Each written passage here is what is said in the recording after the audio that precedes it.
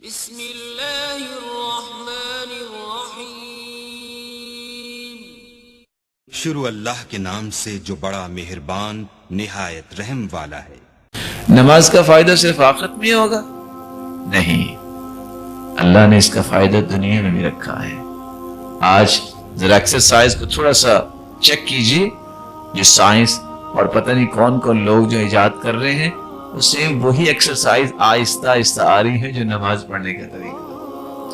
اور اللہ کے رسول کے فرمان کتنا پیارا ہے، علیکم بقیام اللیل فإنہ دأب الصالحین قبلکم وہی قربۃ الی ربکم ومکفر للسیئات ومنہاۃ للآثام ومطردۃ للداء عن الجسد۔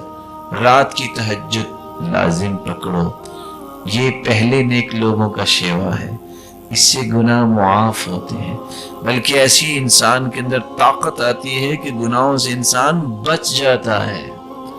آگے لفظ کیا ہے؟ وَمَطْرَدَةٌ لِلدَّاءِ عَنِ الْجَسَدِ، اس سے انسان کی جسمانی بیماریوں کو اللہ دور فرما دیتے ہیں۔ اتفاق سے حدیث تو آئی ہے، ریاض کے اندر ایک ڈاکٹر ہیں خالد الجبیر، جو کہ ایک داعیہ بھی ہیں، داعیہ سے مراد وہ دعویٰ بھی کرتے ہیں۔ تو کہنے لگے کہ میرے پاس ایک عورت آئی اور کہنے لگی کہ جب سے مجھے شعور ملا ہے آج تک مجھے سکون سے نہ نیند آئی ہے نہ چین آیا ہے۔ اچھا پھر؟ میں نے کہا ایک کام کر لو، علاج بعد میں کروانا۔ جی کون سا کام؟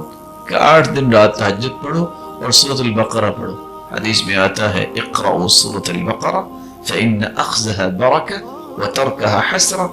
سورۃ البقرہ پڑھو، اس میں برکت ہی برکت ہے، اس کو چھوڑنا حسرت ہے۔ اس نے کہا واللہ صعب، سورۃ البقرہ اور تہجد میں بہت مشکل ہے۔ میں نے کہا یہ مشکل نہیں ہے کہ آپ کو پریشانی ہے؟ کہا یہ تو اس سے بڑی مشکل ہے۔ آخر مطمئن ہو کے وہ چلے گی۔ ٹھیک 8 دن کے بعد اس کی کال آئی، السلام علیکم یا دکتور، واللہ ما فرحت قبل ذلك، اللہ کی قسم میں نے تہجد پڑھی ہے، آج تک اتنی راحت مجھے نہیں ملی، میری زندگی گزر گئی جتنی اب راحت ملی ہے۔ ہم بسا اوقات سمجھتے ہیں کہ شاید پیناڈول میں زیادہ طاقت ہے، ہم یہ سمجھتے ہیں کہ ایمپی کلاکس جو ہے اس میں بہت بڑی پاور ہے، اس میں بھی اگر پاور ڈالتے ہیں تو کون ڈالتے ہیں؟ اللہ ڈالتے ہیں۔ اس میں بھی شفا کون ڈالتے ہیں؟ یہ کھانی چاہیے، حرج کوئی نہیں ہے۔ موقف سنیے، مومن کا موقف کیا ہونا چاہیے، بینگ اے مسلم کیا کہنا چاہیے؟ علاج کرواؤ، تداووا ولا تتداووا بحرام، علاج کروانا سنت ہے، لیکن حرام چیز سے علاج نہ کرواؤ۔ یاد ہوگا آپ کو قصہ صحیح بخاری کا، قبیلے کا جو چودھری صاحب ہیں، اس کو بچھو نے کاٹ لیا۔ اب وہ آئے صحابہ کے پاس، هل عندکم راق، کوئی ہے کوئی دم کرنے والا؟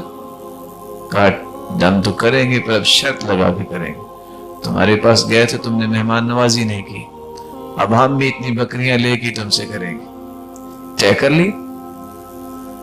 اور صحابی نے کیا کیا؟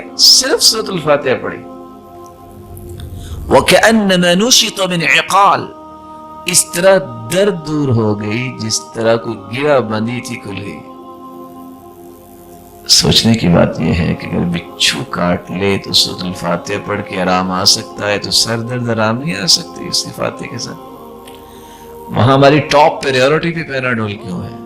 میں منع نہیں کرتا، لینی چاہیے، لیکن یقین کچھ دین اور عبادت اور قرآن کے ساتھ بھی بنانا چاہیے۔ رسول اکرم صلی اللہ علیہ وسلم نے فرمایا ہے تہجد سے جسم کی بیماریاں ختم ہو جاتی ہیں۔ اتفاق سے ان کو تو شاید نہیں پتا ہوگا کہ یہ پاکستانی لوگ بھی میرا یہ لیکچر سنیں گے، وہ اپنے تجربات شیئر کر رہے تھے تو بتانے لگے کہ میرے پاس ایک عورت جاءت پاکستانی ہے، ایک پاکستانی عورت آئی، فأجريت لها الفحوصات الطبية، میں نے جب اس کی رپورٹ لی تو آخری درجے پہ جو ہے یہ کینسر تھا، اللہ تعالیٰ سب کی حفاظت فرمائے۔ تو میں نے کہا چلو دیکھ لیتے ہیں، آج تو نہیں، میں ہفتے کو آپریٹ کروں گا، لیکن آپ کو 2 دن انتظار کرنا ہے۔ لیکن صورتحال یہ ہے کہ گنجائش نظر نہیں آ رہی، لیکن خیر آپ آ جانا۔ باپ نے جب یہ بات سنی اس نے حرام سے ٹکٹ لی، مکے پہنچ گیا۔ ریاض کی بات اور مکہ، ہفتے کو نام بولا، پیشنٹ ہے نہیں۔ انہوں نے سوچا شاید آئی قضا لے چلی چلے، شاید اللہ کے پاس چلی گئی۔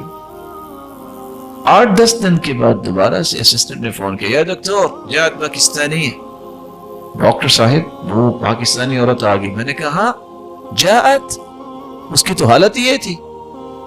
میں نے بلایا، فأجريت لها الفحوصات الطبية، میں نے دوبارہ اس کی جب سارے کے سارے رپورٹ لی، واللہ ما بها شيء، اللہ کی قسم کینسر نام کی چیز نہیں تھی۔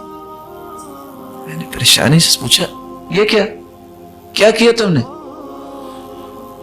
کہا اس کے باپ نے جب آپ نے کہہ دیا کہ صورتحال یہ ہے، ہم نے آرام سے ٹکٹ لی، طواف کرتے تھے، زمزم پیتے تھے، حدیث سنی ہوئی ہے ماء زمزم لما شرب له، جس نیت سے زمزم پیا کرو اسی نیت کو اللہ تعالیٰ پورا کر دیتے ہیں۔ زمزم پیا ہے، اللہ تعالیٰ نے اس میں شفا ڈال دی۔ بعض اوقات ہم یہ سمجھتے ہیں کہ یہ ہمارے ہاتھ سے بنی ہوئی چیزوں میں زیادہ شفا ہے، یہ میرے لیے زیادہ مناسب ہے۔ رب کے فیصلوں سے بڑے تو فیصلے کسی کے پاس نہیں ہو سکتے۔ کیا ہم سمجھتے ہیں کہ روزے کا فائدہ صرف آخرت کے دن ہی ہوگا؟ اس تہجد کا فائدہ، روزے کا فائدہ آخرت کے دن ہی ہوگا؟ ہر شخص یہ چاہتا ہے کہ میری فیکٹری، میری شاپ، میرا ڈیرا، میرا آفس دنیا میں معروف وہ لوگ ہیں کہ یہ کام سب سے اچھا کر رہے ہیں۔ اس کام کو حاصل کرنے کے لیے بھی تہجد کام دیتی ہے۔ آپ اگر کہیں کہ میری بات کی کوئی کاٹ نہ کرے، میری بات سب پسند کریں، میری بات جو ہے لوگوں کے دلوں میں اتر جائے، اور جب میں بات کروں تو کوئی اس کی مخالفت نہ کرے، یہ چیز حاصل کرنے کے لیے بھی تہجد کام دیتی ہے۔ اور قرآن مجید نے اس کے بارے میں وضاحت دی ہے، إن ناشئة الليل هي أشد وطئا وأقوم قيلا۔ إن ناشئة الليل، رات کی تاریکی میں اٹھ کے اللہ کے سامنے کھڑے ہو جانا، أشد وطئا ووطاءا، اس سے مضبوط دل والا کوئی انسان نہیں ہوتا جتنا تہجد گزار ہوتا۔ 1400 سال کی تاریخ اٹھا لیں، دشمن اور کافر کے سامنے پہاڑ کی شکل میں اگر کوئی کھڑا ہوا ہے تو وہی شخص کھڑا ہوا ہے جو تہجد گزار۔ وَأَقْوَمُ قِيلًا، اقوام اس میں تفضیل ہے، سپرلیٹو ڈگری، بات جس کی سب سے اوتھینٹک، ریلائبل، جس کی کوئی کاٹ نہ کر سکے، یہ وہی شخص ہے جو تہجد گزار ہے۔ یہ 2 انعام اللہ تعالیٰ نے قرآن مجید میں بیان کیے ہیں۔ دنیا بن رہی ہے اس عبادت سے، آخرت تو بنے گی۔